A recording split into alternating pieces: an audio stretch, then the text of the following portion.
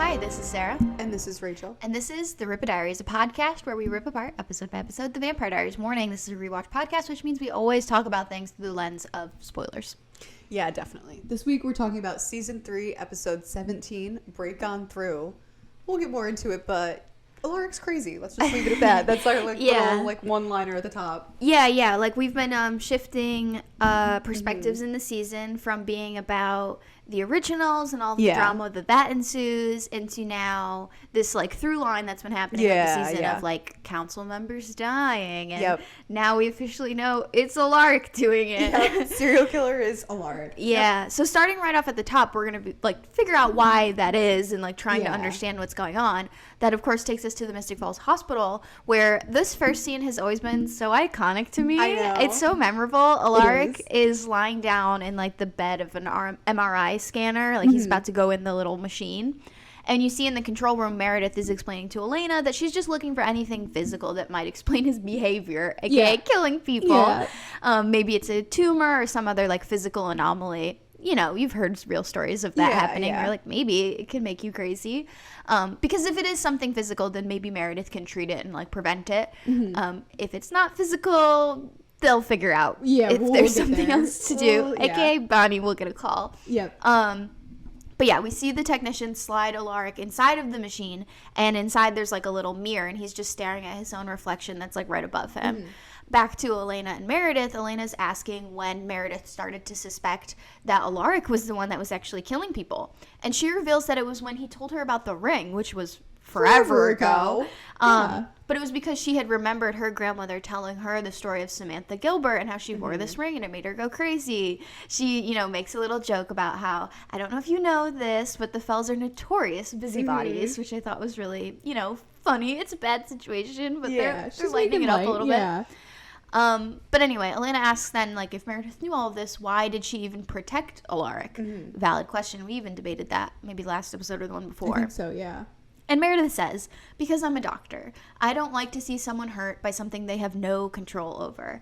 And because when I first met him, I felt like, I don't know, I just kind of want to help him. So clearly she likes him. Yeah. She likes him. She doesn't want to, like, you know, whatever. And again, the doctor thing. I thought this was an interesting little moment because this feels like the first doctor moment for Elena. I don't know if we've seen her, like, interact with, like, a doctor or, like, think about helping people in this way. But, like, Meredith verbalizing this of like, I don't like seeing people get hurt. That's why I became a doctor. I was like, I feel like that hit Elena. I feel like probably did. This was the first seed of Elena pursuing, because obviously her dad was a doctor, so like that was probably a big factor. But like in season 1, she wanted to be like a journalist. She wanted to be a writer. So it's like interesting to watch out for that shift as it's like happening. I think this was like a key scene for her. Yeah, I think so too. Yeah. That's a good call out. But anyway, we see Alaric still in the machine, and he's continuing to stare at his reflection in the like little mirror, and his reflection is like glaring at him. Like glowering. Devious is a good way to put it. But Alaric, like, it goes back to his actual face, and he's not making that same face. Like he's like, huh, what? And so he's like starting to panic because obviously the mirror is not reflecting what's actually happening, which is incredibly scary. Meredith must be able to like notice this, and so she says over the speaker, like asking if he's all right. And you can see Elena's kind of looking concerned into the room too, like what is going on? But he closes his eyes and kind of, you know, like the music gets dramatic. He's like focusing, and then he opens them back up and he stares at his reflection again, which is now the same as like his actual expression. And he says that everything's okay. And, like, the title card. Clearly everything's not okay. Clearly he's, like, Jekyll and Hyde right now. And literally has an alter ego. Like, this is our first look and our first sign of it being an alter ego. And this really is him doing it, So, yeah, just the title screen after that. It's such a dramatic, like, musical moment and, like, a build-up. It's always so memorable to me. I know. Just the two faces. The one, like, diabolical one. Glaring. He's so good at being evil, which I'll say again later. I know. I do. Yeah, really Alaric was really well suited for this. Yeah, he was. But they finished the scan. They finished the scan, and then we see, like, a little bit later, Alaric is in just, like, one of the hospital rooms where he must have been, like, admitted and everything. And he's getting ready to leave, and Elena comes in and says, Meredith said everything is normal. And Alaric is like, he kind of doubles down at first. He's like, of course it is. Nothing is wrong with me. He's in denial. Yeah, just in denial. He's like, I didn't kill Brian Walters. I didn't kill Bill Forbes. And I sure as hell didn't stab myself in the stomach. Yeah. And then he sees on like the table in the room, his ring is still sitting there, the Gilbert ring. And he's like, and he kind of looks at it and he's like, or I did and I've gone insane, just like your ancestor who wore that ring. And Elena says she's going to call Bonnie. The rings were made by a Bennett witch, so maybe Bonnie can help reverse the damage. But Alaric says, you know, he doesn't want the ring anymore and tells Elena to take it. So she does. And then Damon comes in and is like, you're ready to ditch this house of horrors. Yeah. And then he's like, oof, you look terrible. And yeah, Alaric's just standing there like, well, first of all, he hasn't slept probably. He is, yeah. I don't even know how long. Going insane. Yeah. And Alaric's just like, sure, just let me check out. And he leaves the room to go check out. And then Elena kind of gives Damon a look like, yeah, you're not helping this situation. Yeah. And then she leaves too.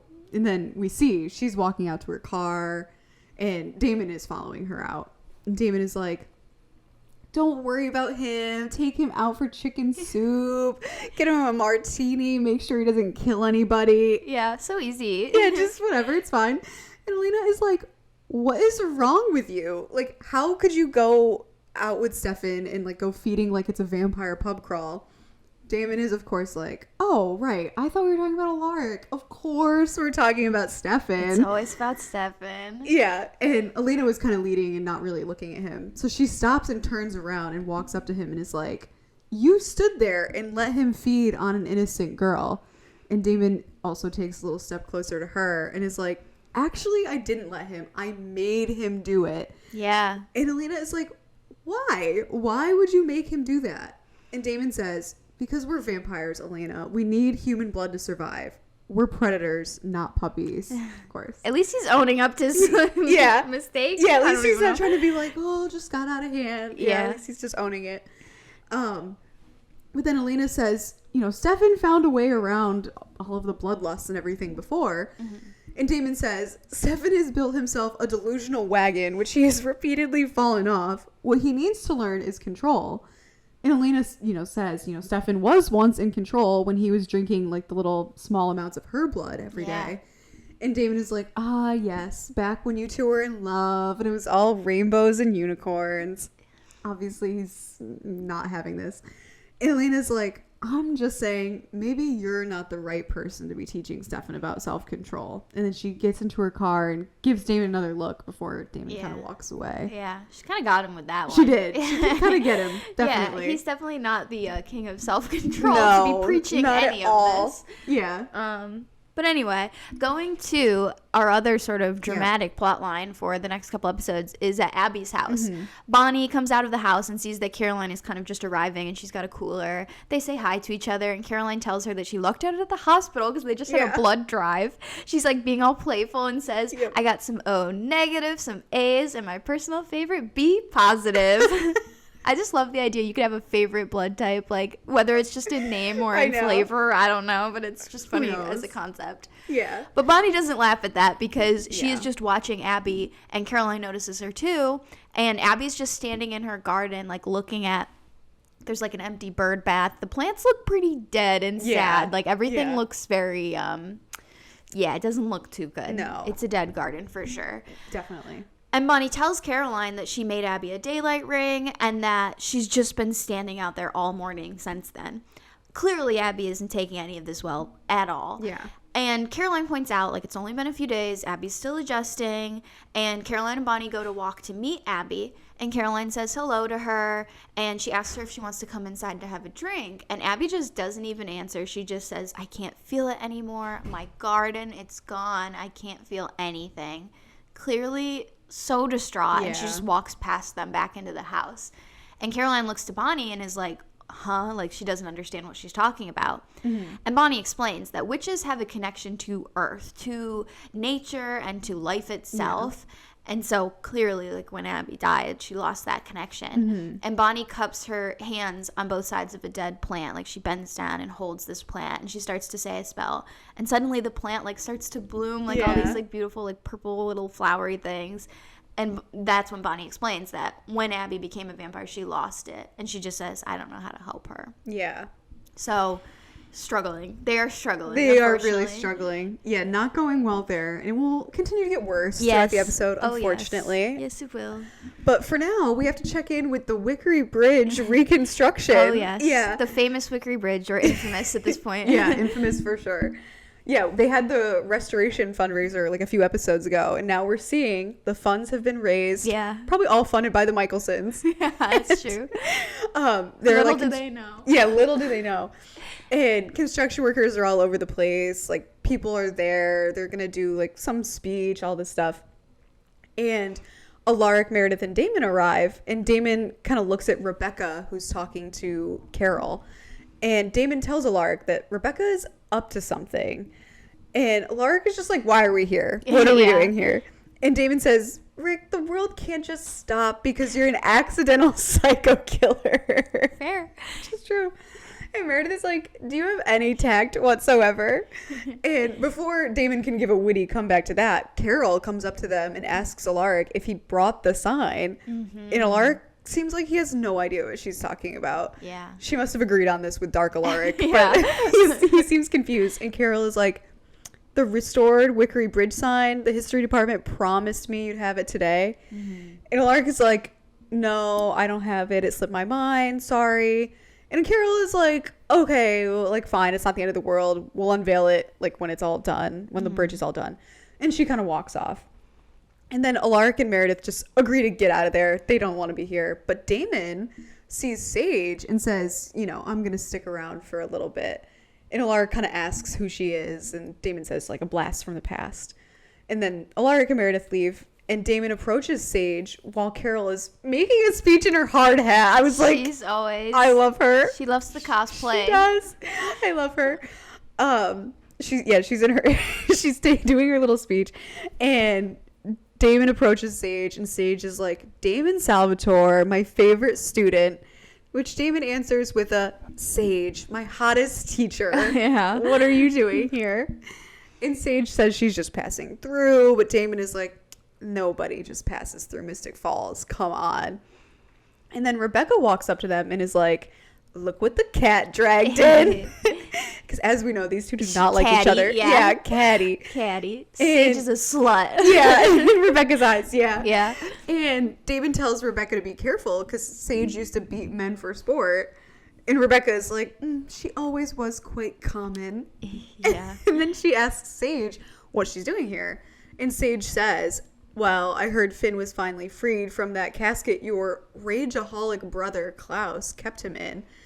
And Rebekah is like, well, you just missed him. He left town, didn't tell anyone where he was going. And Sage is like, he was probably going to look for me. And Rebekah is like, or quite possibly he forgot all about you. Yeah. And Sage is like, she says she doubts that. And Rebekah is like, well, he didn't mention you at all. Sorry you came all this way for nothing. Have a nice life.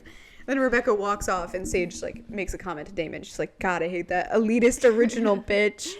So they both have beef. Yeah, they do not like each other. So Sage is here now. Yep. Which is crazy. Like, we got the intro to her in the last episode in 1912. And then now she's just here in present day. Like, this is why we talked about her generally in 1912. But, like, this is why for me it doesn't work. Because they just talked about her and remembered her. And she just happens to show up unrelated. There doesn't even end up being a connection as to why. No. It's just that she also happened to have dated Finn. And somehow she heard that he was... This is what I was saying. Yeah, it almost feels like they needed to be different characters or something. Yeah, it's like a weird thing for her to just then magically appear. Yeah, it doesn't... It's like too... perfect, too coincidental in a way that's not. I feel like what they needed to do actually was introduce her before.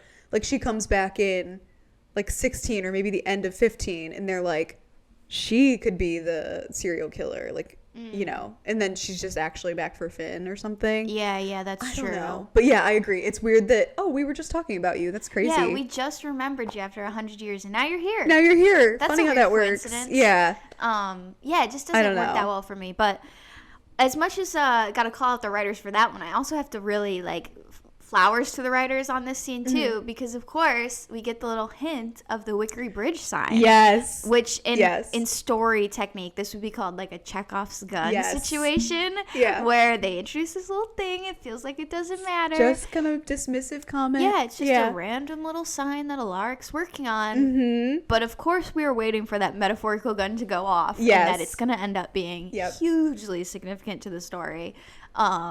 So yeah, it's like I'll call out the writers for Sage generally, but that is brilliant. That is well done. Well. Yeah. So I love the sign. We'll be looking out for that to go off because that one is just so good. It's such a well laid plan.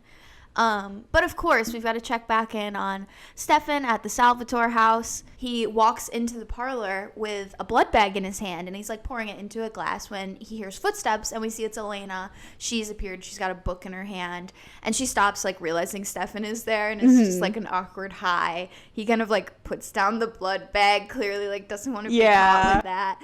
And she apologizes for being there, like she had heard that nobody was home, and he's like, I just got home. The vibes are so weird between the two of them this episode. And she tells him that she was there just to get that book that he had found about Samantha Gilbert. And she walks over to Stefan and asks how he's doing. And she like starts to say that she talked to Damon about him. But Stefan like cuts her off and is like, I'm okay. Yeah. He like doesn't want to talk about it, obviously. And he just asks if she's got everything she needs. So clearly it feels like he's trying to shoo her out a little bit. Mm-hmm. And she says, yeah. And she tells him like if there's anything that she can do to help. And she starts to leave, but Stefan stops her. And he tells her that she doesn't have to actually read that book. He can just tell her what happened. Mm-hmm. And basically tells her that Samantha went into an insane asylum and ended up trying to give herself a lobotomy with a knitting needle, which actually she did like attempt, and it led to her bleeding out and dying on the floor of her cell. Yeah. And he says, like, if the same thing is happening to Alaric, then there's nothing you can do about it. And Elena's just like, okay, well, I'm going to let you get back to it. Yeah. She's obviously like, okay, not helpful. Yeah, I don't know why he would say that. Like, that's such like a... Elena is not a person who ever wants to hear there's nothing you can do. He's doing this whole episode where he's like, he's just like pushing people her aren't away. Worth saving. It's not your problem. And he's not talking about Alaric. He's talking about himself. But and we'll get into that more in several scenes. But that's even what he's doing in this one. And she's just like, okay, bye. Yeah, bye. I'll let you get back to whatever you were doing. Mm-hmm. Clearly indicating like you're still drinking blood. You're still like letting yourself be like the Rippah type. Yeah. And he picks up the blood bag, obviously like thinking about it. And she just, leaves. So, I don't know. First, like, the nothing you can do about it. Also, magic. He's like, nothing can be done. I know. I was like, they find a way around everything in the show. Come on, Stefan. Especially with Bonnie. And he's just like, no way. He's going to lobotomize himself on a, like, I don't know. It's just weird. Yeah. But as much as it is a weird, awkward vibe, I will say I, liked this scene. I liked the vibe between them because... I do, too. I'm just glad we're out of the, like, hatred, volatile, opposed phase. And we're starting to get, even if it's the awkward vibe, we're starting to get, like, a different shade of Stelena, which I'm appreciating as a viewer to be like, okay, at least we're getting, like, a different tone there, which I really appreciate. Even if it's not, like, a positive or fun one. It's nice to have, like, a different flavor to them finally. Yeah, no, I agree. I was thinking that, too. I do like Stelena a lot in this episode and the next. Yeah. And I was thinking, like... Yeah, I think Stefan is finally, and he's definitely going to move on in the next episode, but he's, like, coming around. Not fully back to old Stefan, but, like... he's, like, trying, and I think she's finally aware of it, that he's kind of trying. Yeah. And is willing to help him through that. He's just not willing to take the help as of current. Yeah, not yet. We'll get there. We'll get there, yeah. I don't have a good segue for this. I was going to say, other people that are going to need some help are going to offer some help. Yeah, I guess so. Another duo. Another two people. I don't know. Smooth segue. Yeah. Sage and Damon are walking together in the woods, like probably not too far from the Wickery Bridge. And Damon is just asking her, like, Finn, really? Come on. And Sage tells Damon that Finn is her one true love. And she says, like, he turned me so we could be together forever. But then Klaus daggered him and locked him away. And she's been waiting ever since. And then she says, please don't tell me that you and Rebekah are friends. And Damon is like, not unless you count hate sex. Oh, okay. Like, okay, Damon. And Sage is like, good, because her and Klaus always treated me like some peasant whore. It's like, all right. Yeah. And 900 years still holding a grudge is crazy. Yeah, still holding a grudge over this. Also still hung up on Finn, of all people. Yeah. Okay. Ugh. Unbelievable. Yeah. But sure. And Damon, like, you know, sensing there could be an alliance here, sort of confides in Sage and says, you know, Rebekah is just lurking around because she wants something from me. Can't figure out what it is, though. And Sage is like, well, why don't you just get inside her head and try to find out?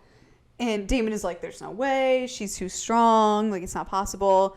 And then Sage, who's like 900 years old, is like, I bet I could get in there. Like, you know, I could do it. Yeah. And Damon does say, like, she's an original. There's no way. It's not going to happen. And Sage is like, have you forgotten everything I taught you? Rebekah may be an original, but she's a girl. You find her weaknesses and exploit it, and I'll walk right in. That is, if you want my help. Obviously setting up what they're going to do, but I feel like the line, she may be an original, but she's just a girl, is exactly why I hate Sage. Like, get your pick-me-ass out of here. That's what I was just going to say is, why does Sage hate women? I know. She's so, like, internalized misogyny or something. She really is.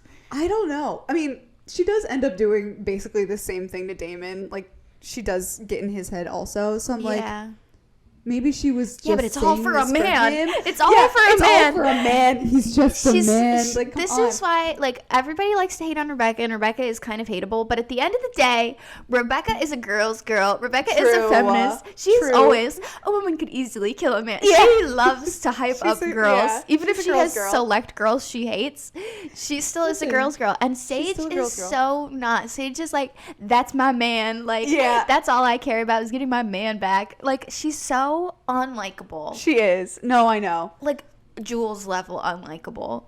I know. It's a toss-up. I don't know who's worse between the two of them. Who's worse? Here's what I'll say. At least with Jules, I understood that she was doing things for her pack. And at the end of the day, the vampires were a villain. That's true. And the werewolf sides. Sage, she's doing this for a man. She's doing this for Finn. For Finn. It's one thing if it's Cole. Of all men. It's one thing if it's Cole. It's one thing if it's Klaus. But yeah. For Finn. Come on.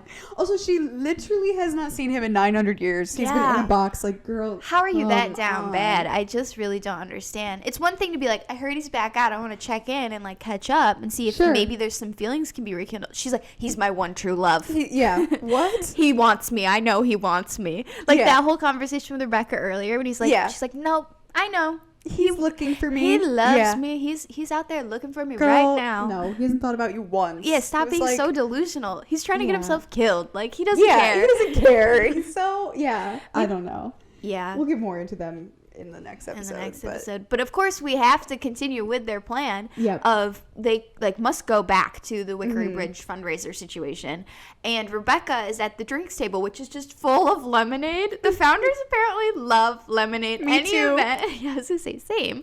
But it's just funny that it's clearly, like, the dead of, like, fall, like, late fall, almost winter. They're all in coats, and they're, like, table full of lemonade. I was like, it's so funny. But I love that from them. I love them. So Damon comes up to the table too, and he asks Rebekah, best pickup line of all time. He even say this. Did I ever tell you you're sexy when you're bitchy? It's kind of crazy. I don't know if that would work on me. I gotta be honest. I kind of feel like it would for me. I think it would for you. For me, I don't I'd think be it like, would for me. That's such a psycho thing to say. I think I'd immediately be like, I'll show you bitchy. That's probably would be my reaction. But anyway, Rebekah, it does not immediately work on. She's mad about that. And she asks, we're talking now, are we? Because you were quite rude the other day, using me to help you with Stefan and then shooing me away like a stray dog. He literally said scram last episode. He did say scram. Last time he saw her, he said scram. So if I were her, I would also be like, I'm holding on to this. I was going to say, he did say scram. Scram. But Damon claims, like, oh, well, you can't hold brother business against me. Like, it was all for my brother. Scram. That was for Stefan's sake. But he says, besides, like, I appreciated your help. Like, even if I didn't show it, you were so helpful. And Rebekah's like, you were mean. And he says, "You like mean." And she says, "No, I don't." Which is just the funniest, like, back and forth. Because I actually don't know if Rebekah really likes mean necessarily. No, she loves Matt. She's like, she's obsessed with Matt. She's obsessed with nice people. Yeah, just like a nice guy. Yeah. So Damon's deluding himself here a little bit. But he says, "No, you didn't get a thrill back there pushing Sage down, crushing her dreams of true love." Rebekah bites a little bit. She's like, "Maybe a little." Yeah. And Damon's like, "See? Mean." And then he says, "Can Sage and I interest you in a drink back at the house?" Rebekah obviously is like, "Not a chance in hell." Like, are you joking? I hate that girl. But Damon pushes on. "Well, you know what they say. Two's company, three's a party." And Rebekah and Damon are like staring at each other, kind of having a moment, but he relents. "Fine." And he puts down his drink on the table and leans in towards Rebekah and, like, brushes his hand against her hip as he, like, pulls it back, like, obviously, like, making a move. He's inches from her. Oh, my And he God. just says, "Enjoy the rest of your day." And he walks away. Rebekah's, like, clearly affected. Like, yeah, what was that? for sure.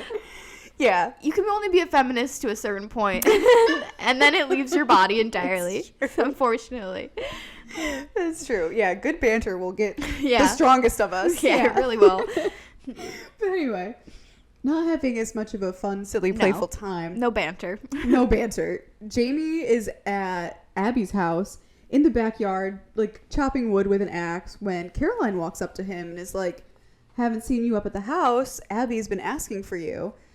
And Jamie tries to say he's been busy, and Caroline, you know, is like going to talk to him while they, like, work. She's going to help him out. So she bends down to pick up some of the wood, and he starts yelling at her, like, hey, like, freaks out. Yeah, flips out, and then she stands up. She's startled, and Jamie yells at her to stay away from him. He has the axe, too, yeah, still. He has the axe. He's still, like... He's wielding the axe. And Caroline is like, "Easy. I was just going to try to help you carry up the firewood." And then she kind of realized it and is like, "You're scared of her. Like, that's why he hasn't been coming around." And Jamie admits, you know, she's a vampire. Yeah. Abby, of course. Yeah, of course he's scared. Of course he's scared. And Caroline tells him that Abby needs to feel connected to the people that she loves. She needs to feel normal right now. And Jamie is like, she's not normal. None of this is normal. Yeah. So Caroline pulls no punches, takes no shit. She's like, "Abby didn't choose this. This was forced on her. She could have let herself die, but she didn't. She is trying to make this work so she can be here for you and for Bonnie." Yeah. So obviously she's just, like, kind of frustrated, trying to just, like, get him in line. But before she can really finish, her phone starts to ring. So Caroline, like, cuts the chase. She's like, "Get over yourself." Classic Caroline Classic speech. Caroline. She has a lot of classic moments in this episode. She does. I love her.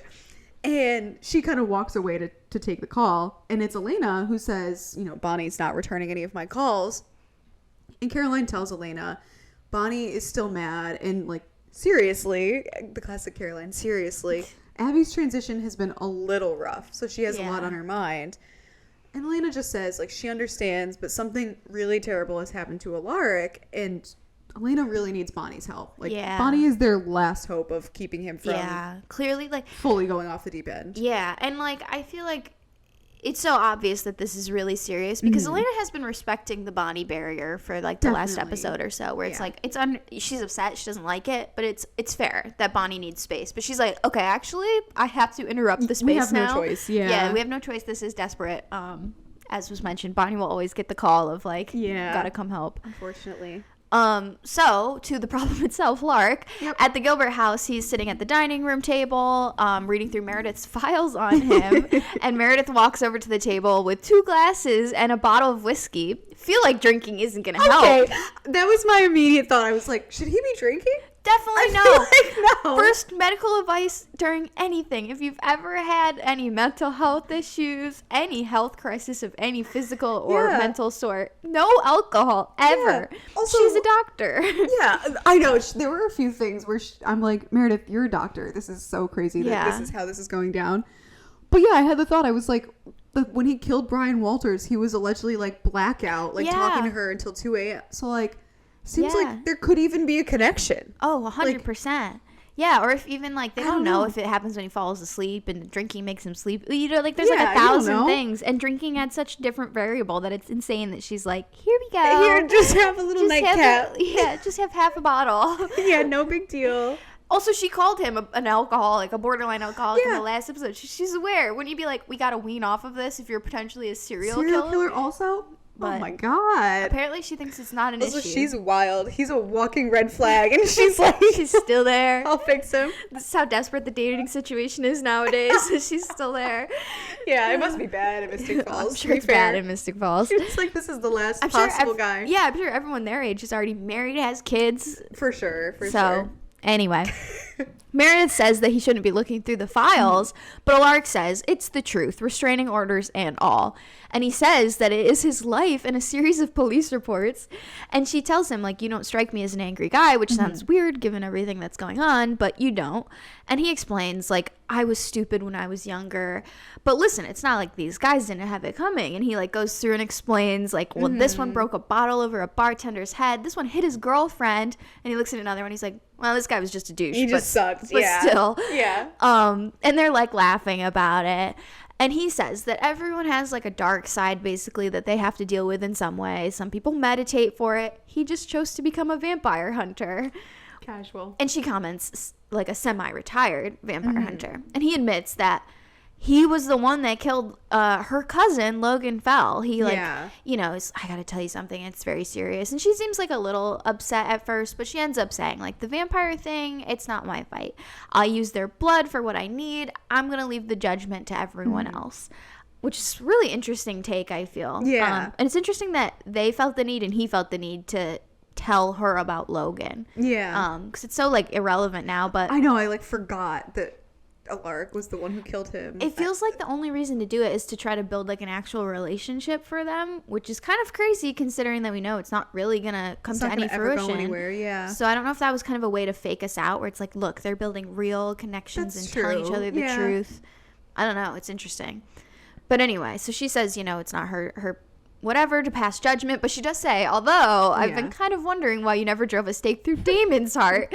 And Alaric, of course, laughs at that and tells her that he did try once, actually, but Damon obviously killed him. Yeah. And she's obviously kind of, like, shocked by that, and he is rubbing at his finger where, you know, his ring used to be that he used to wear, obviously indicating Damon did kill him, and the ring is why, you know, what brought him back. Yeah. And he does comment on that, saying, like, the thing that started all of this ring stuff was me being angry enough to think that I could take on a vampire in the first place.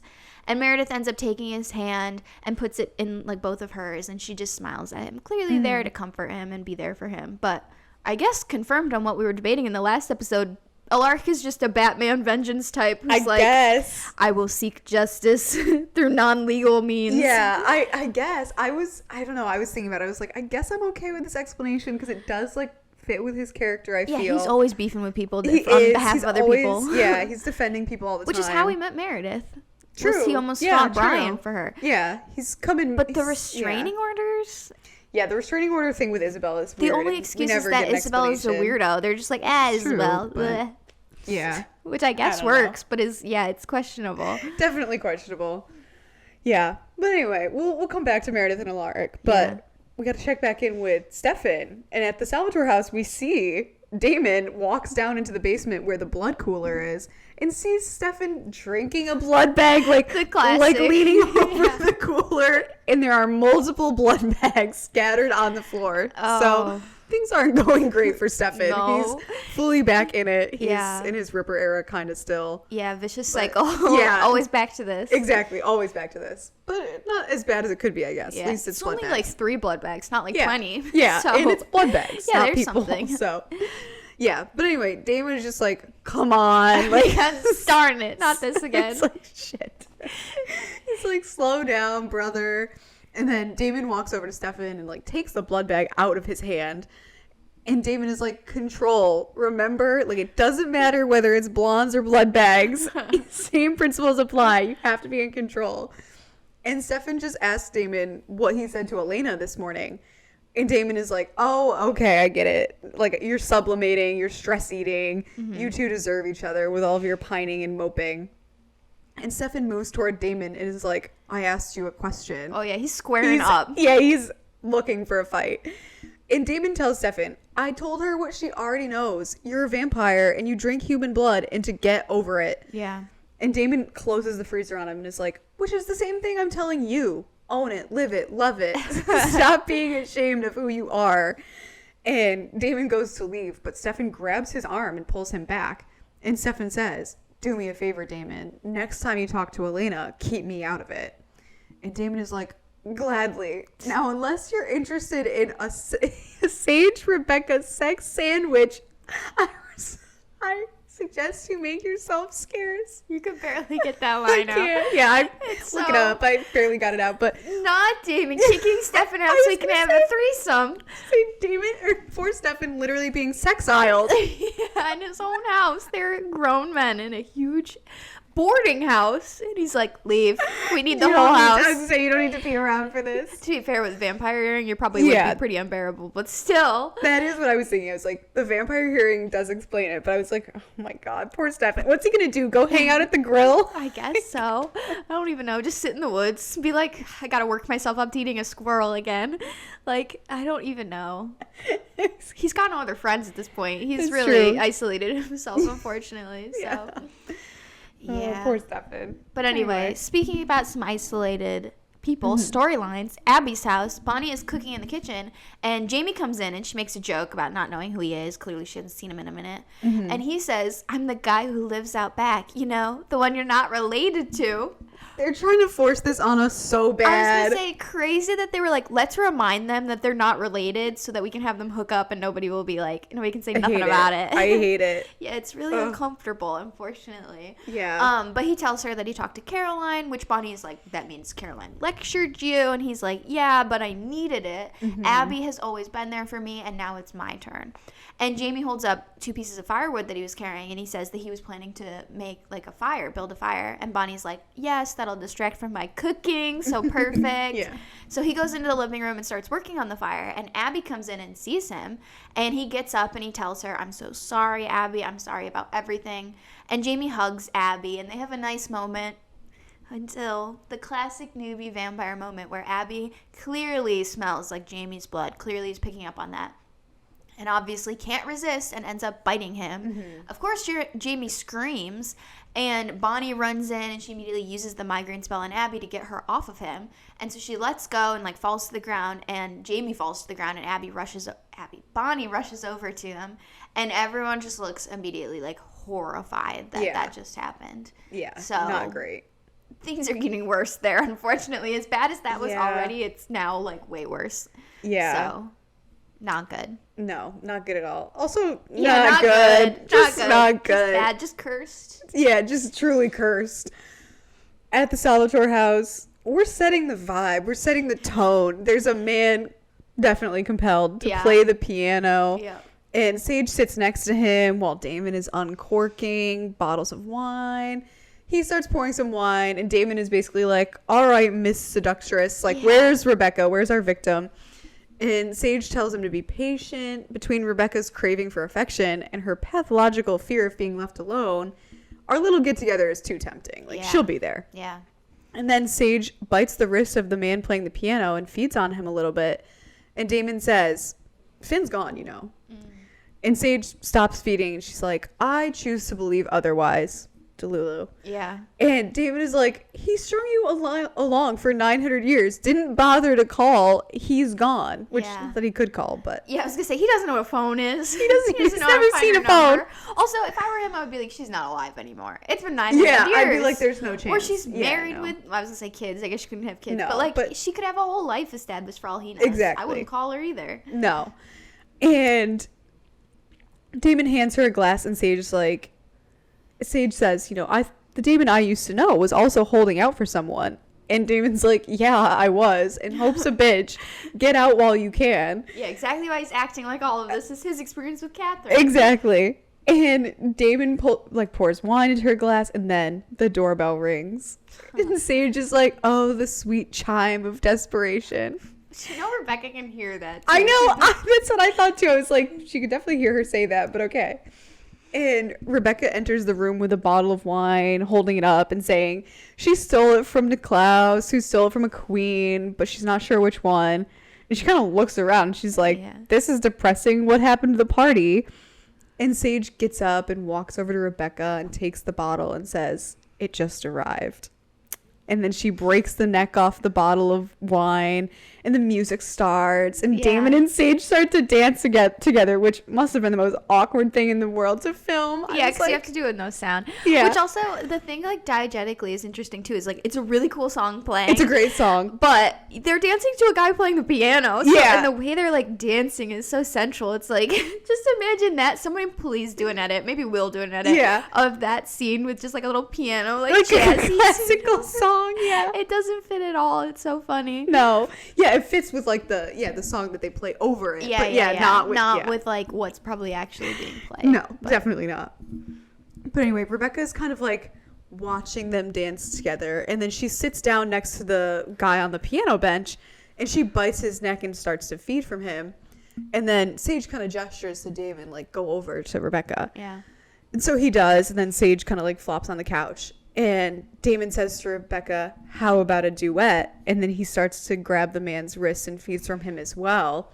And then they both stop after like a second or two, and then, you know, wipe the blood off their lips. And then Damon like pushes the poor piano player, who's like presumably dead, off the bench. He's like a limp body. Like, she pushes him off and moves toward Rebekah. And then he grabs her face in his hand, and then Rebekah stands up, and they like get closer to each other, like they're about to kiss. And Rebekah looks over at Sage and is like, what about her? And Damon says, I don't want her. I want you. And then he kisses Rebekah while Sage watches from the couch and smiles. Yeah, so weird. Such a, Cursed trio. That's my reaction to the scene, is cursed trio. But also, poor Rebekah, like, she really is just so desperate to be liked and chosen, which is why this works perfectly, that she gets in these situations. I know. I did feel a little bad for her. I was like, they didn't have to do it like this. Yeah. But I love her bringing the bottle stolen from Klaus, stolen from a queen, though. That's I know, so that cool. was fun. That's that such was a good fun little touch. Yeah. But anyway, not fun. Also sad and whatever is Abby's house, of course. Mm-hmm. Outside, Abby is pacing around like outside the barn, and Bonnie walks up to her with a blood bag, and she tells her that she has to drink. It will help, obviously, with the cravings. Probably why she bit Jamie is she's presumably refusing to feed. Yeah. And Abby just freaks out, saying that she almost killed Jamie. But Bonnie tells her that Caroline said this kind of thing is normal. It happens a lot when you're still new. And Abby says that she should go before she hurts Jamie again or hurts Bonnie. And Bonnie tells her, the only way you're going to hurt me is if you leave.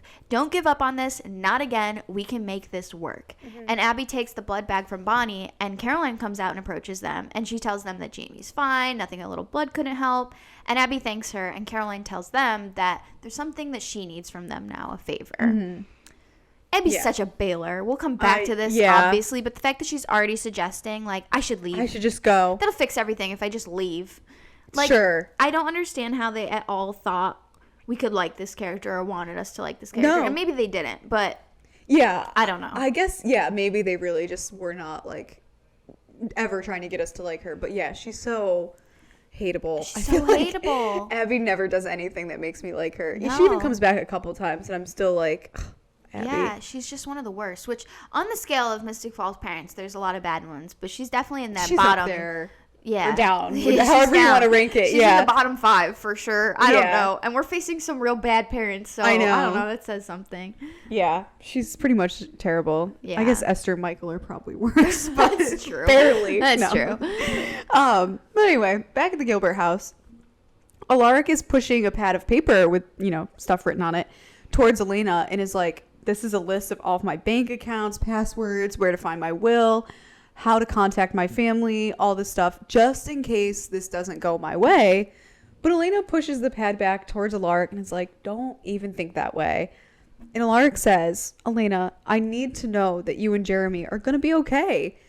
And Elena just tells him again, like, we're all going to be fine. Like, denial. She's just so in denial. She's just very classic Elena. He's so responsible for doing that, though. I know. I really appreciate that they added that in. I do, too. So I always wonder, like, with Jenna and stuff, it's like, did anybody have anything prepared? No, definitely not. Yeah, I know. Good on Alaric, but Elena, very in denial. Yeah. But before they can really, like, get further into this, Elena's phone rings.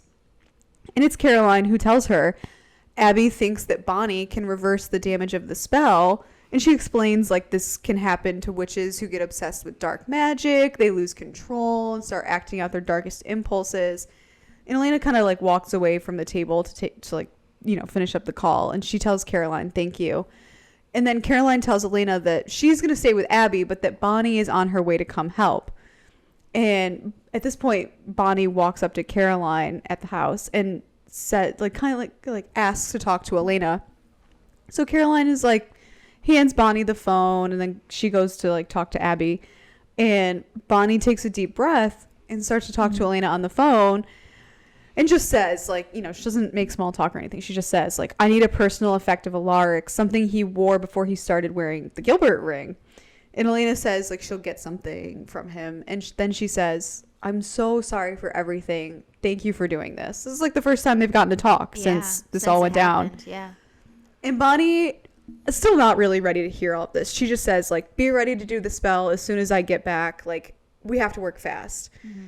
And then, you know, Bonnie just says, like, I'll see you soon. And she hangs up very quickly. Like, again, she still needs her space, but this is a very serious situation. Yeah. Bonnie's like that person who can never go on vacation, can never take a sick day at work. They're like the one crucial person. Yeah, they get called every time they're not in office. Yeah, exactly. And so they hang up, and Elena goes back towards the table, and Alaric asks, good news or bad news? And Elena tells him that Bonnie thinks that she can help him. And Elena also tells him that Bonnie needs, like, this personal effect that she mentioned on the phone. And Meredith kind of walks into the kitchen at this point where they're sitting. And Alaric is like, well, there is my wedding ring, which is at the loft, his apartment. And Elena's like, okay, yeah, like, that's a good idea. Like, and then Alaric starts to get up, but Meredith is like, you should stay here with me where someone can keep an eye on you. Yeah. And Alaric is like, oh, you and your tranquilizers. But then he tells Elena, like, where he can find, or she can find the ring in the dresser by the kitchen. Yeah. Like, in an aspirin bottle covered in cobwebs, he says. Definitely for Meredith's benefit. Yeah. And so Elena's going to go look for it. And before she leaves, she kind of gives Meredith, like, a little look like, yeah, you're good. Yeah, we're good here. But she does eventually leave. So yeah. We'll see if that turns out okay or not. Yeah. But yeah. Love that I get to be the one that has to cover this next scene. Yeah, I was like, thank God. Oh, gosh. I'll talk about Dark Alaric any day. Yeah, rather than the cursed throuple Trio. that's not even a throuple. Yeah. The one hookup that the other person plus one's onto, I guess. Yeah. At the Salvatore house, Damon and Rebekah are lying in Damon's bed together. They're both naked. They're covered in sheets. Clearly, we know what's happened. Rebekah is asleep, but Damon is awake, and he sees Sage come into the room, and he nods at her that it's, like, okay to come in. And Sage...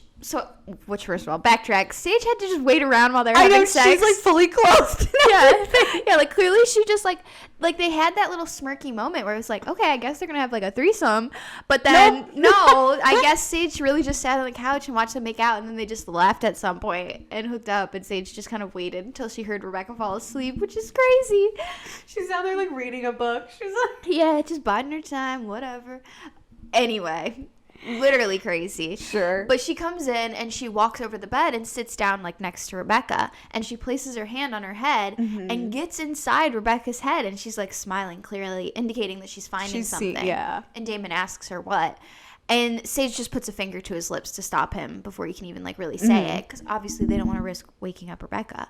And she nods her head towards the bathroom and starts to walk to it. She, like, takes off her shirt all, you know, sexy, follow me, into the shower, where she gets in, and we cut to Damon also getting into the shower with her.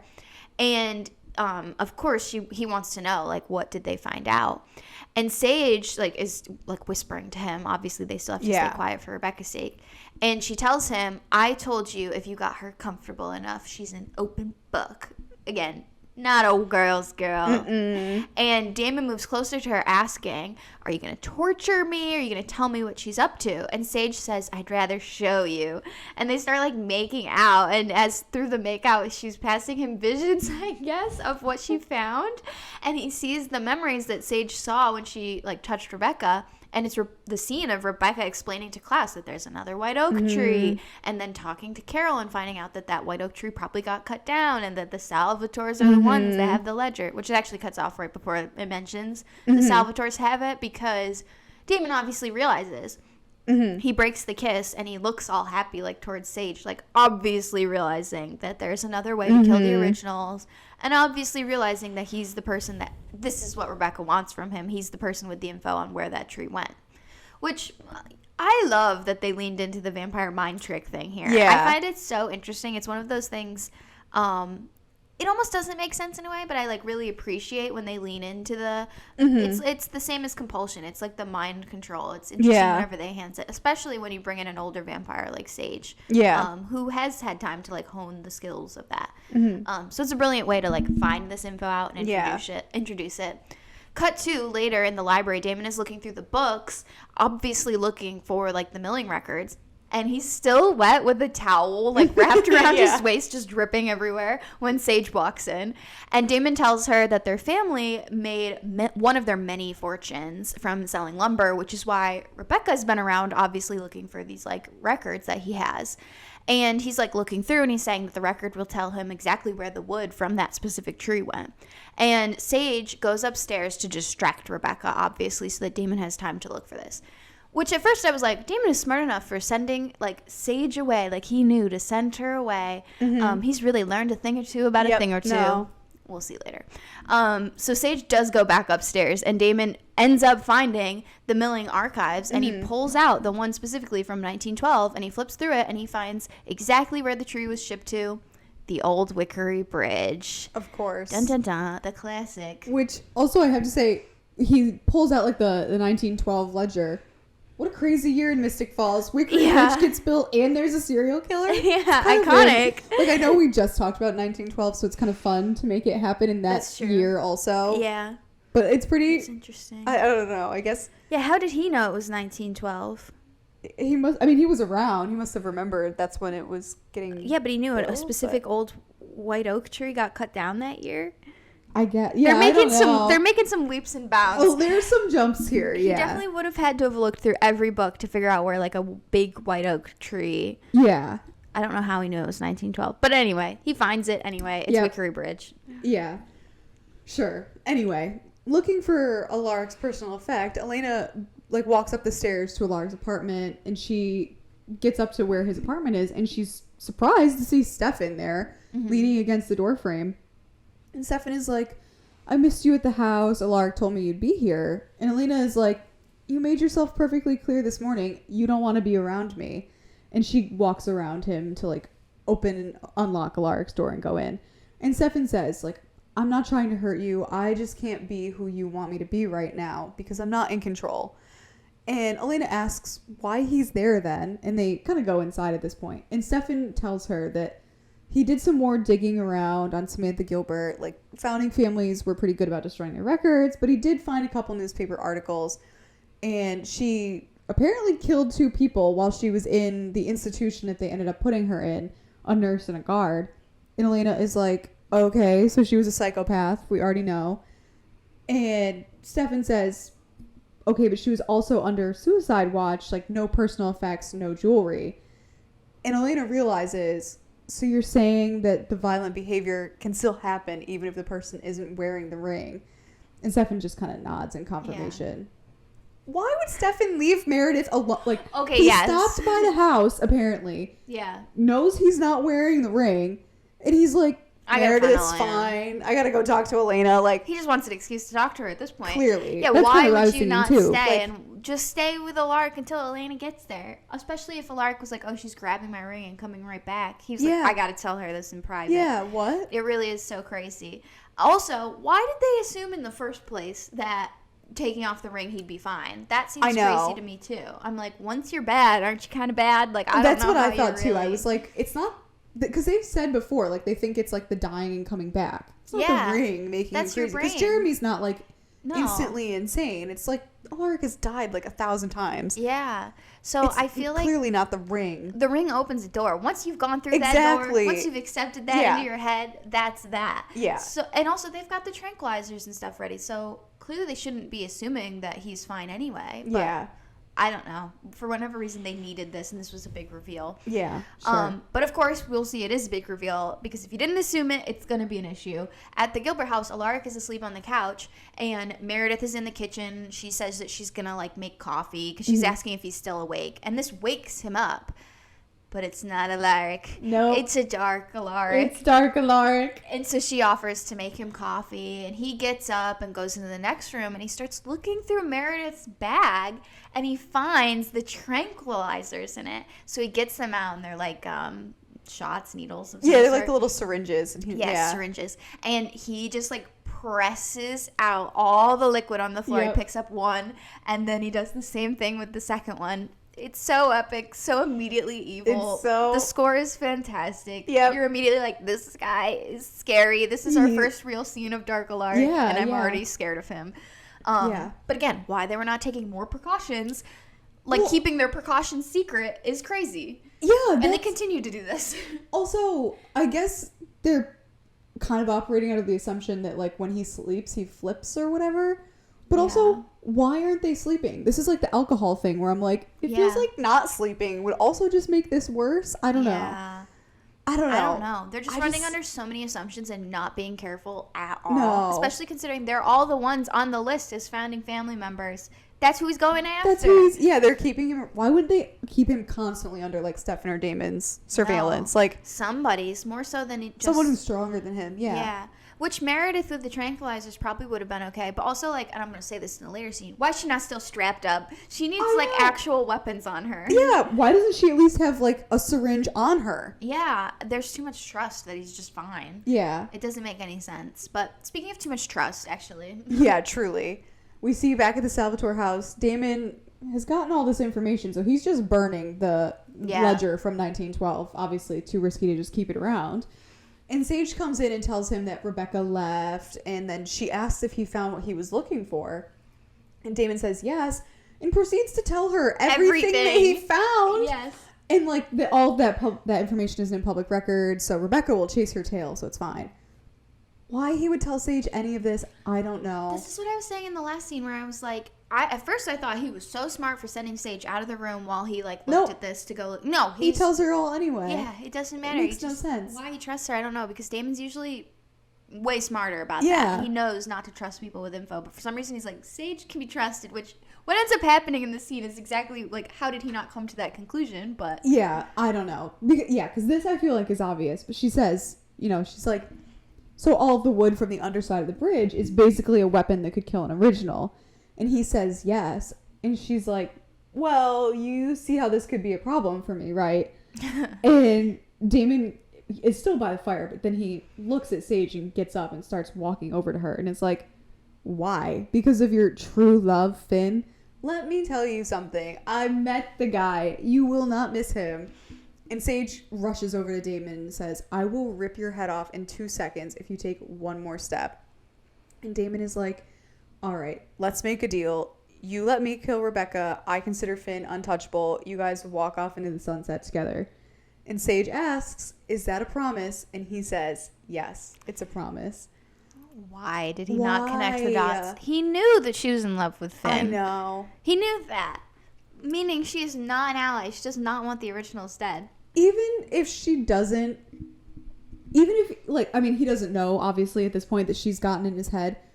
But even if not knowing that, like, why would he not think that she doesn't want them to have a weapon that could even be used against Finn? Yeah, it makes no sense. Also, why would she trust his promise? Like, no. She has no reason to. He's really bad judgment in this scene. Unless it's for the reason that ends up panning out, that he knew. Yeah, so I did think about that. I was like, Damon is usually, like, one step ahead. He could have known. I just don't think he did. I just don't think he did either. I think he really got... I think he got lucky, too. Yeah. Which we'll get into that as we return to what ends up happening. Mm-hmm. But first, we got to check back in on the Alaric situation. Elena is looking through Alaric's apartment for the wedding ring, like where he said it would be.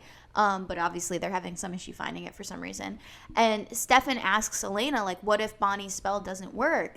And obviously, Elena's just like, we'll keep looking. Like, we'll keep working on it. What are you talking about? Debbie Downer. Yeah, and Stefan says, you don't know how long this has been going on. It might be too late. And Elena's like, it's my family ring that is doing this to him. It's my responsibility to fix it. And he tells her that you can't put that on yourself. Not everyone is your responsibility. Not everyone can be saved. Elena immediately realizes what's going on here and calls him out for it. Are we talking about Alaric here, or are we talking about you, Stefan? Yeah. It's like the earlier scene with Damon. Yeah, no one is talking about Alaric, even though he's a literal serial killer. Yeah, everyone's just talking about Stefan, who's also a serial killer. True. One of the biggest in probably history. True. But anyway, Stefan says, because I wasn't planning on, Elena says, because I wasn't planning on giving up on you either. Mm-hmm. So clearly, as usual, Elena, relentless. She's not going to give up on Alaric or Stefan. Yeah. Her two fave serial killers. True. And Stefan and Elena like look at each other. It's kind of like a moment. And Stefan opens up the last drawer, and inside they find photos of like the dead bodies of Bill Forbes, of Brian Walters. There's like newspaper clippings, close-ups of like their hair, and like it was really kind of gross and weird. It's weird. Clearly serial killer stuff, all sorts of stuff about the murders. And like Elena's like, what? And Stefan realizes these are photos of Alaric's victims. AKA, he's a full psycho. Yeah. Can't be trusted. I didn't remember that they found this and that Dark Alaric was really this, like, far gone. Yeah, this is, like, actual serial killer behavior. Like, this is so far past just being, like... Yeah. He's killing people in the name of vampirism. This is enjoying the kill a little bit. He's, fully a serial killer. Before we keep going with that little Stefan and Elena discovery, get a little break from that insane reveal. And we see at the Salvatore house, Damon enters the library and is like, Sage, let's go, girl. Like, we have originals to kill. And she's not there. Yeah. Damon is like, realizes she's long gone. He's like, this isn't Sage. We always talk about how smart Damon is, but I don't think we talk enough about how dumb Damon is, because... I think he really just gets lucky a lot of the time, unfortunately. 100%. Like, I love Damon, and I do think he really pulls off some of the best plans, but he gets lucky, like, 90% of the time, for sure. Whereas, like, I would say Stefan is pretty smart. His plans don't work as frequently as Damon's, but Stefan is an intellectual. Yeah. Damon, not so much. Damon's a vibes guy. He's just based on vibes. He read the vibe wrong on this one. He read the vibe so wrong. Yeah. Detrimentally wrong. Speaking of actual detrimentally wrong vibes. Yes. It's Alaric's apartment. Yeah. Stefan and Elena are looking through the stuff in this drawer, and Elena sees an envelope with Jeremy's name on it, and she opens it and takes out all the papers inside, and there's a note attached to it, which she reads, and it says, Jeremy, if anything happens to me, carry on my work. You have the other ring. Let the ring make you strong. The council must be cleansed before the work can begin. Guys, leave that house right now and go back to Meredith. Or even just Stefan. Like, Alaric sounds like Sauron right now. He's giving Lord of the Rings. He's giving the Dark Lord. Like, what is this? The rings will make you strong? This is so... It's wild. So far gone. So cult-like. Yeah. Like, truly, these are the ravings of a madman. Yeah, truly. And... Stefan just takes the papers from Elena and, like, he's kind of looking through them and he finds just, like, a list of all of the Founders Council members. And he's like, this looks like some sort of hit list. Yeah. And Elena is immediately in denial. She's like, Alaric didn't write this. There's no way. And Stefan is like, girl, BFFR. Who else would have written it? Like, come on. And Elena just, like, tears up the note that Alaric wrote for Jeremy and continues looking for the ring. And she finally finds it in the aspirin bottle he said it would be. And, like, it's like, we have to get back. Like, come on, let's go. Like, yeah, clearly this has just become very elevated. We have to leave right now. Yeah. Dark Alaric was so crazy for thinking that Jeremy was just going to get this note, that no one else was going to see it. They were just going to see it said Jeremy Gilbert and be like, pass it on. Just give it to nobody him. Nobody see what's inside. And that Jeremy would just immediately be like, all right. Yeah, and then also, wouldn't Dark Alaric assume if something happens to him, it's because people know he's like a serial killer? Like, it's just crazy that he's like, this note will make its way to him. He'll find it. Because it's what needs to happen. It's what's destined. Oh my God. Of course, some other things that need to happen. The cleansing, the purification. The cleansing. Oh, at the Gilbert house. Poor Meredith is in the kitchen. She grabs 2 cups out of the cupboard as Alaric is, like, coming in, and she asks him how he takes his coffee. She starts pouring it out for him. She comments about how she's starving and she's going to make some sandwiches. She's just vibing. She's having fun. She's not noticing this is Dark Alaric now. This is not notice at all. Well, healthy, regular Alaric. Nope. And he asks her, can I ask you a question? And she jokes around again. Oh, no mustard. I hate mustard. Talking about the sandwich still. And he says, do you ever feel remorse? That catches her attention. She turns to face him and says, I'm sorry. And Alaric picks up a knife off the counter and walks around to perfectly block her exit, and also coming a lot closer to her. And Dark Alaric gives his little speech moment. He says, you are a council member, and the council was formed to protect the people of this town from vampires, and yet here you all are, just looking the other way, ignoring your responsibilities, like you and your vampire blood. So I'm asking you, do you ever feel remorse? Because you should. And he rushes at her with the knife, and he cuts her on the side. And she, like, spills the hot coffee on him, and the mug falls and breaks. And that gives her the chance to run to the front room, where she finds the tranquilizers, unfortunately, are now empty. Her one little hope is gone. So she runs towards the stairs, and Alaric kind of cuts her off, like, grabbing at her as she rushes up them. She does make it up the top of the stairs and into the bathroom, where she quickly locks the door. And she runs. As we know, this bathroom has 3 doors. Yeah, so she has to run quickly to Jeremy's door that's like shared with his room and locks that one. And then she rushes over to Elena's next. But of course, he knew to go to that one next. And Alaric like appears trying to force the door open because he gets there just before she closes it. And Meredith like keeps pushing the door, and she finally grabs a pair of scissors and stabs Alaric's hand with them. He screams and obviously lets go, giving her the opening to slam the door and lock it. She looks down at her wound and sees she is bleeding everywhere. Like, he got her. Yeah. So it's not looking too good. And this is where I was like, where's the gun, Meredith?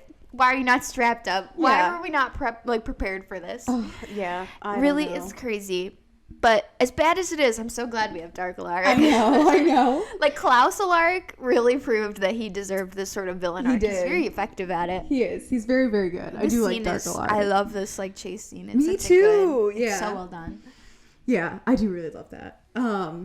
But yeah, another scene that I really like, I think is really fun. We see Damon flying towards Wickery Bridge at 100 miles an hour, and Rebekah standing in front of a huge bonfire of right in the middle of the road. Yeah, right in the middle of the road. Of all of the white oak tree wood burning, obviously. Sage told her. Yep. Damon skids to a stop in his car, gets out, like slams the door in frustration, and Rebekah immediately just starts taunting him by saying, your grand plans always seem to get ruined, don't they? Sorry to disappoint you again. And she kind of just walks away, and Damon turns around and sees Sage by his car. And he says to her, you set me up. And Sage says, no, I'm just looking out for myself. And then Damon walks over to her and says, I told you I'd save your creepy boyfriend. Like, come on. And Sage is like, and you lied to me, Damon. The originals are linked. If one dies, they all die. If I can get inside her head, don't you think I'd be able to get inside yours? Duh. Yeah, obviously. And then Damon kind of rushes at Sage and grabs her by the throat, you know, pushing her against the car, and is like, I should end you. And Sage is like, I'm 900 years old, Damon. You're not even capable of ending me. And she pushes him off of her and throws him out of the hood of his car. And is like, do you really think that I would risk Finn's life for one of your petty revenge fantasies? And Damon gets up and moves closer to Sage and is like, let me tell you something. Your long-lost love has a death wish, because when Mama Witch linked them together in the spell, he was the one that volunteered to die. I don't know how someone hasn't already told her this. Yeah, I was going to say, because she immediately is like, he wouldn't do that. Yeah, she's like, no, he wouldn't. Oh, yeah, he would. Yeah, he would. It's his one personality trait is that he wants to die. He wants to die. Yeah, he hates being a vampire. I don't understand. I feel like she doesn't know him at all. And I thought that in the next episode, too. They must have been together for like a minute. A minute. And they were like, truly a minute. Put him in the box. Yeah. And Damon is like, because she says, like, he wouldn't do that. And Damon is like, he did not want to live. Not for you. Not for anyone. He does not love you, girl. Now, when I do find a way to kill those originals, which I will start with Finn. And he gets in his car and drives off. Oof. She really put the nail in the coffin on that one. She really did. And it sealed comes back. his and her fate. Yep. And it comes we'll back see in the next one. than she thinks. Oh, yes. But yeah, again, Damon's so dumb, but also so smart, as we'll find out later. Yep. Interesting choices being made here. But of course, Sage was going to side with the originals on this. Of course she was. Of course. But we had to check back in on Meredith bleeding out in the bathroom. Oh, yeah. Before we get there, though, at the Gilbert house, Elena and Stefan are just getting home. They come in, and Stefan grabs Elena's arm to kind of, like, stop her and signals for her to stay at the door while he goes and checks the house.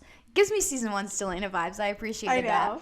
So he goes into the kitchen, and he sees the shards of the mug all over the floor, and also that there's blood because Alaric stabbed her right there.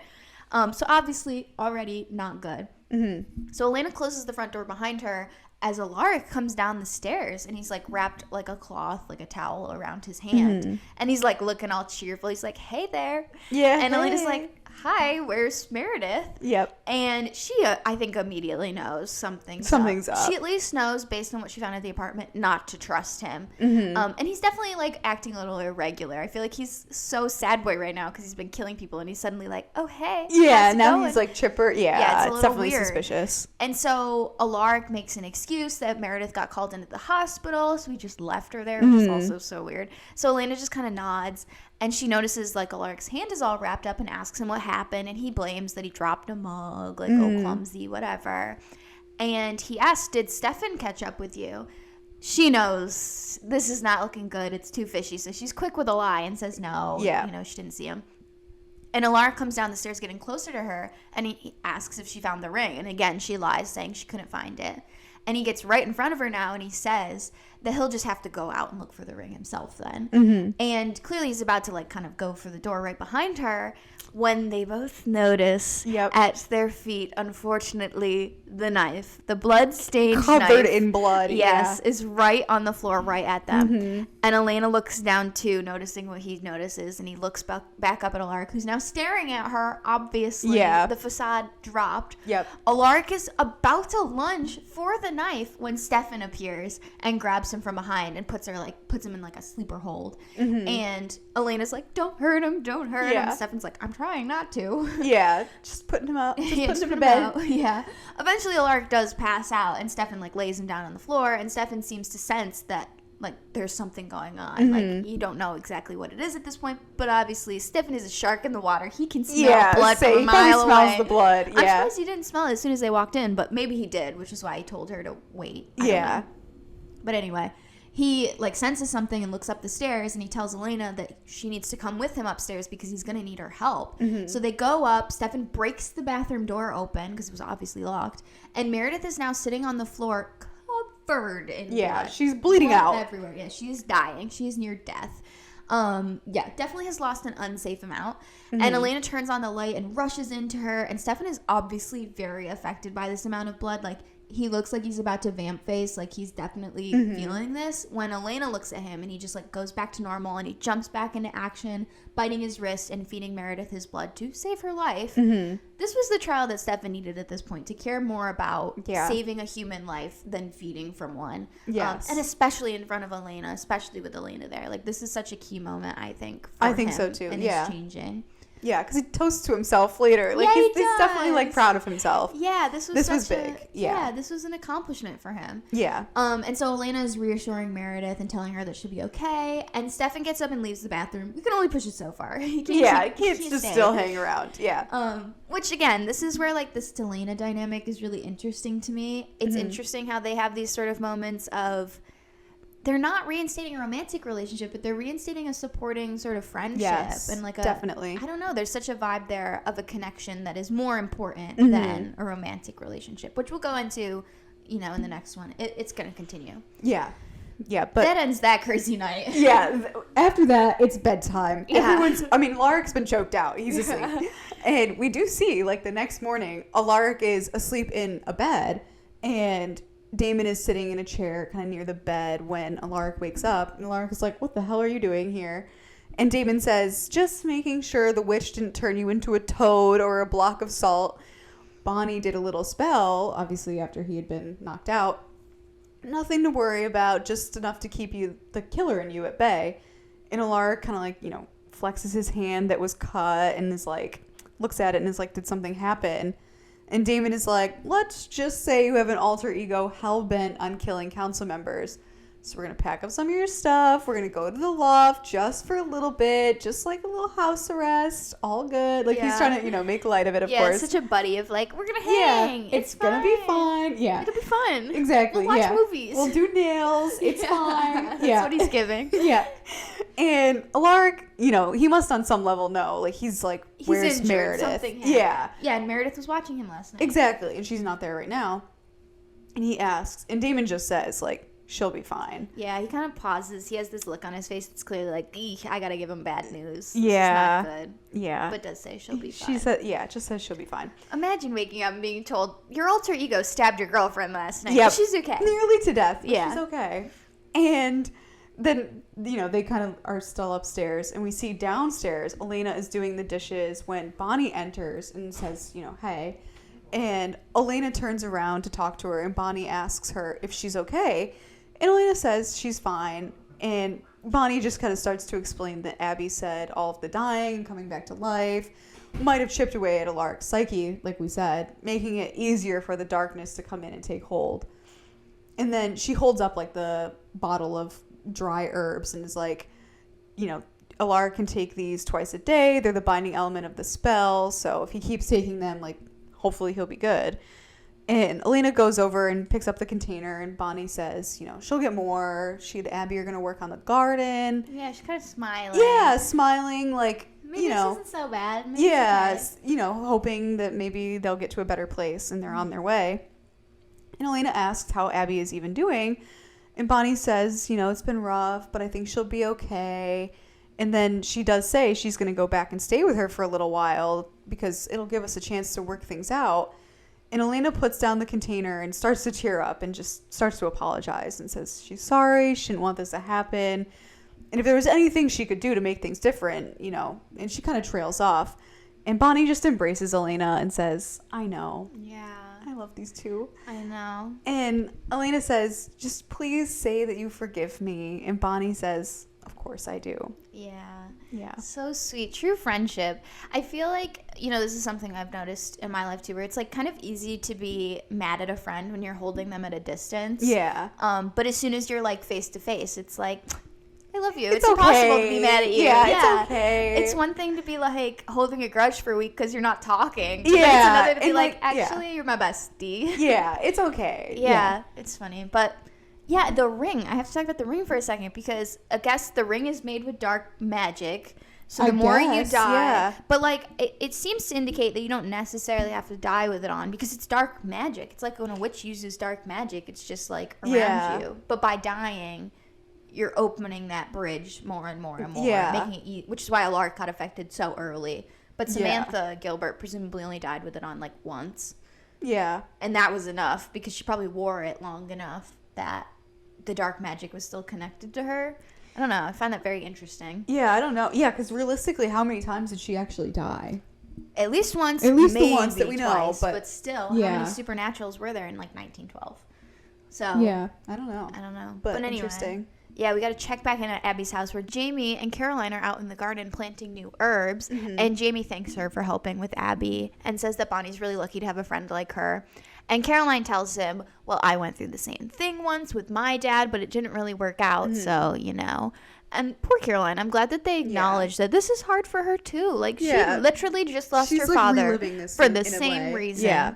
Really recently, too. Yeah.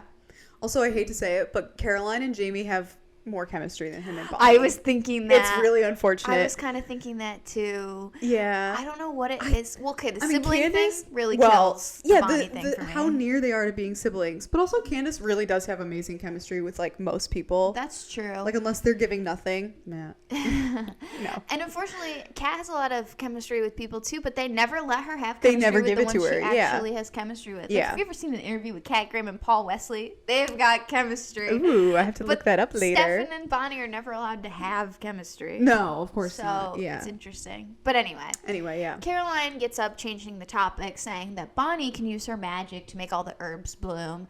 And she, like, senses something. She's listening, and she tells Jamie that Abby's up.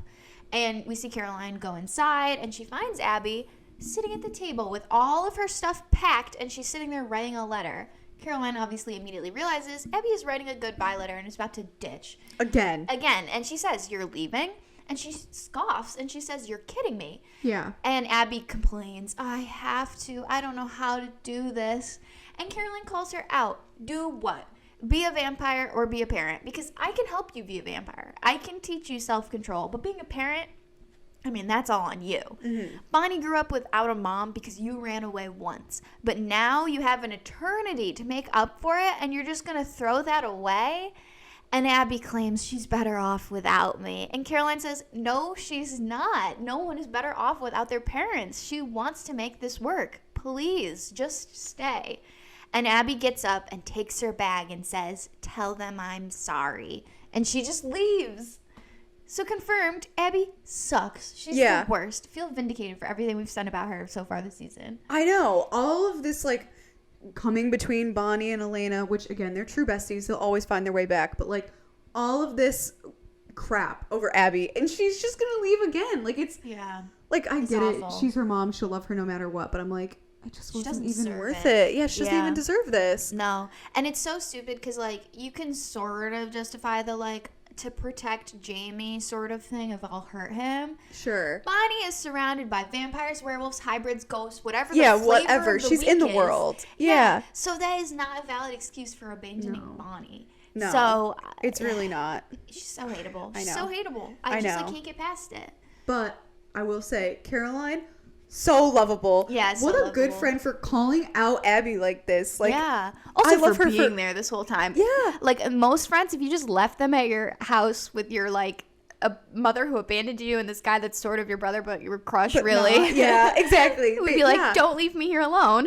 Yeah, it's like, I got this. It's fine. Yeah.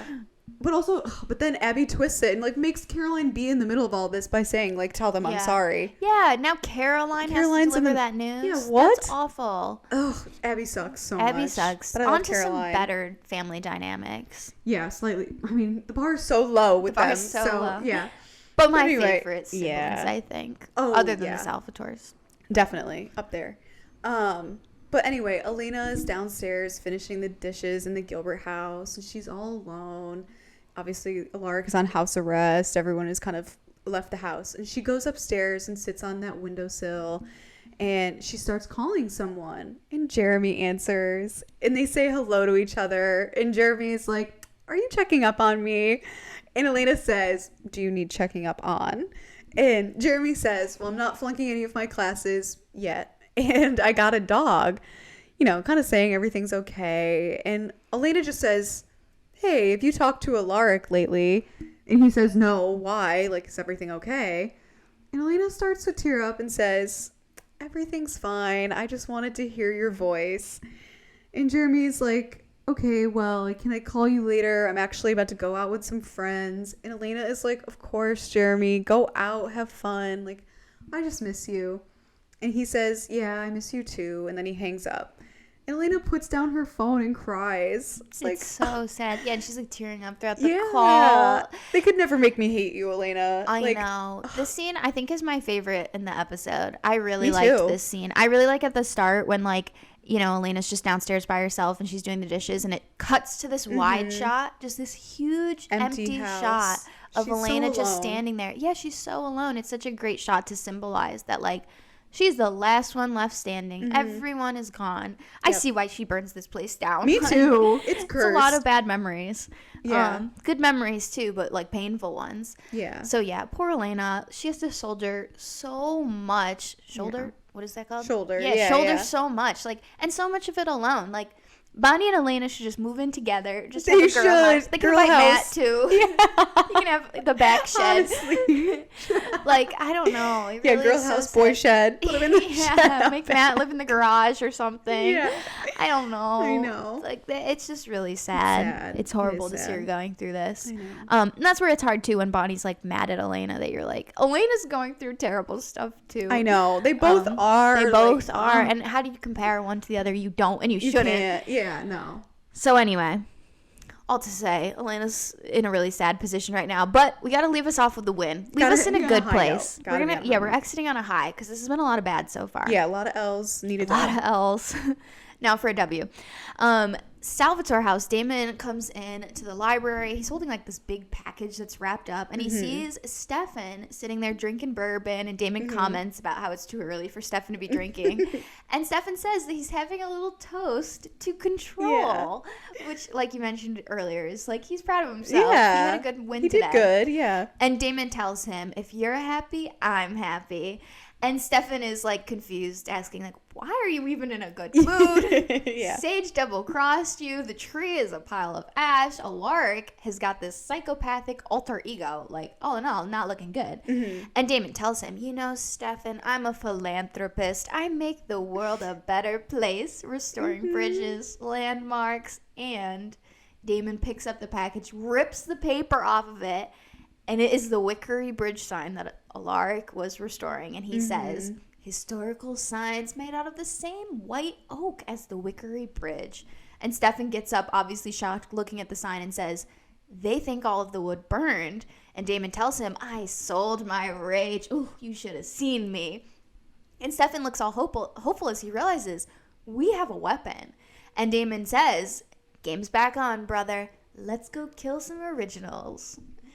So good. Like we said, the Chekhov's gun, the Wickery bridge sign was this like hint the whole episode that is now a huge payoff. That was the thing that they needed. Yeah.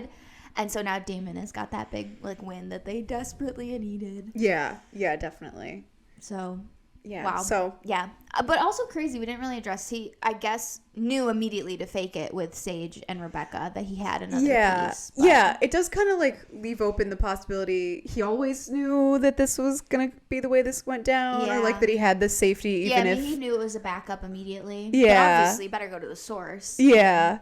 And have like so much more. And as soon as he realized Sage betrayed him, like as soon as he was driving over there, he probably knew, I need a backup plan. I need a plan, just in case, and knew to sell it. But, because I mean, it wasn't that hard to sell. It was still a huge like loss. It's still a huge loss, regardless. Yeah. So, yeah. But anyway, brilliantly played, brilliant, epic, loved it. Yeah, maybe a little luck, but still brilliant. Definitely a huge chunk of luck. Yeah. But anyway, let us know what you guys think about this episode, any of it. But to wrap up this episode, for deaths, in memoriam section, we just have the one. I think we can assume the piano player is dead, killed both by, I guess, Rebekah and Damon together. Yeah. They each get a half, I Combo guess. drain, yeah. Yeah. Interesting. Yeah, poor guy. For our out-of-pocket or things we would have done differently, I had one. I have one, but... Oh, you say yours first because you sound like you're... All I like put down in my nose, I was like, Abby. Just Abby. Like, I can't with her. She could win every episode. She could win every episode she's in, but it's probably too serious. Like we always say, I'm like... Well, I have a perfect one. Okay. My out-of-pocket is Damon kicking Stefan out specifically so he can have a threesome and telling him, I'm about to have a threesome, so scram. Yeah, that's just so funny. The only thing that would have made it better is if he actually said scram. That's true. But yeah, that was my most out-of-pocket. It's just being hilarious. So funny. That's a good Imagine one. being 160-some years old and still being kicked out so your roommate can have a threesome. Like, so insane. Yeah, that's true. That's true. Insane. I think that's a good one. I think we can easily give that one to Damon. Yeah.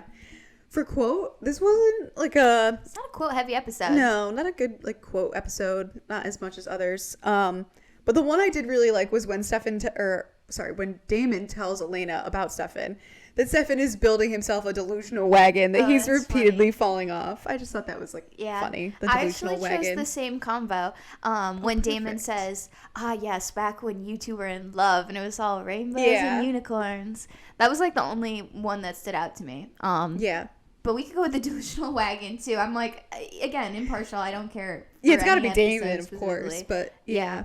Oh, we'll go with the wagon. Sure, why not? Back-to-back win for Damon. Yeah. I mean, he's liable to win in any of these categories for sure. And he had a death too, so that's true. He's going 3 for 3. Let's go 4. Yeah. Can he go for it? Actually, he will. He will for sure. Song. Anyway, I assume we're probably on or near the same page. Yeah, so I have 2 honorable mentions and a winner. Okay, I have 1 honorable mention and 1 winner. I'm assuming you didn't go with an emotional honorable mention, but I did. I liked the obligatory emotional ending song, Can't Go Back by, I'm sorry, I'm going to mispronounce this, Rosie Golan. It's when Elena calls Jeremy. I always feel the need to call out the last emotional song, and I liked this one because it kind of had a folk like twist to it. Like it sounded a little sonically like different than ones we've gotten previously, and I also thought it was the right balance of being like emotional while also having this weird heartfelt like homesickness to it that like was good for the call with Jeremy. So that was like a clear honorable mention to me where I was like, I liked it, I thought it was good, deserves a place in the playlist. Fair. Yeah, that's a good one. I do remember liking that song, but not as much as the others. Even my other honorable mention. I agree. Or my soul one, which I assume is your other one. Yes. For my honorable mention, I had Guilty Filthy Soul by AWOL Nation. It's great. It plays when they're at the Wickery Bridge restoration, and Damon is setting up this whole plot that obviously ensues. Don't need to... AK inviting Rebekah to a threesome. We don't need to get more into it. Already talked about it, but...